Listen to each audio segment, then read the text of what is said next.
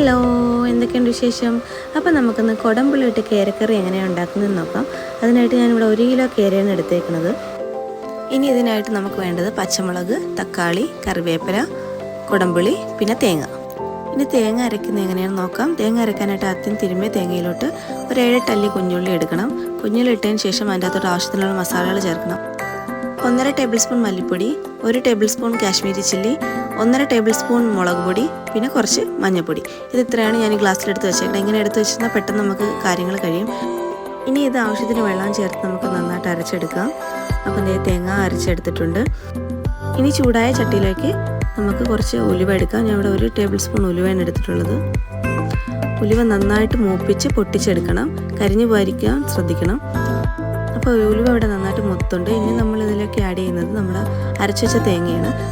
അരച്ചുവെച്ച തേങ്ങ ആവശ്യത്തിന് വെള്ളം ചേർത്ത് നന്നായിട്ട് മിക്സ് ചെയ്തെടുക്കണം. ഇനി നമുക്കിതിലേക്ക് വേണ്ടത് കുടംപുളിയാണ്. ഞാൻ കുടംപുളി കുറച്ച് നേരം വെള്ളത്തിലിട്ട് വെച്ചിട്ടുണ്ടായി.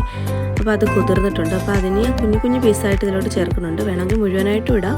ഞാനിവിടെ കുഞ്ഞു കുഞ്ഞു പീസായിട്ടാണ് ചേർക്കുന്നത്. ഇനി ഇതിലേക്ക് പച്ചമുളക്, തക്കാളി, കറിവേപ്പിലയുടെ കുറച്ച് തണ്ടും ഇതിനോട് ആഡ് ചെയ്തിട്ടുണ്ട്. ഇനി ഇതിലോട്ട് നമുക്ക് വേണ്ടത് ആവശ്യത്തിന് ഉപ്പാണ്. ഉപ്പിട്ടതിന് ശേഷം നന്നായിട്ട് ഇളക്കി യോജിപ്പിക്കണം. ഇനി കറി തിളയ്ക്കും വരെ അടച്ചു വെച്ച് കുക്ക് ചെയ്യണം. കറി തിളച്ചതിന് ശേഷമാണ് നമുക്ക് മീൻ ആഡ് ചെയ്യേണ്ടത്. ഇവിടെ കറി ഇപ്പം നന്നായിട്ട് തിളച്ചിട്ടുണ്ട്. അപ്പോൾ ഇനി നമുക്ക് ഇതിലോട്ട് മീൻ ആഡ് ചെയ്യാം. ആഡ് ചെയ്തതിന് ശേഷം നന്നായിട്ട് ഇളക്കി യോജിപ്പിക്കണം. മീൻ കഷ്ണങ്ങൾ ഉടയാതെ പ്രത്യേകം ശ്രദ്ധിക്കണം. ഇനി നമുക്കിത് 10 to 15 മിനിറ്റ്സ് വരെ കുക്ക് ചെയ്യാം. അപ്പോൾ കുടംപുളിയിട്ട കേരക്കറി ഇവിടെ തയ്യാറായിട്ടുണ്ട്. ഇനി ഇതിലോട്ട് കുറച്ച് കറിവേപ്പിലയും പച്ച വെളിച്ചെണ്ണ ഒഴിച്ച് നമുക്ക് അടച്ചു വെക്കാം.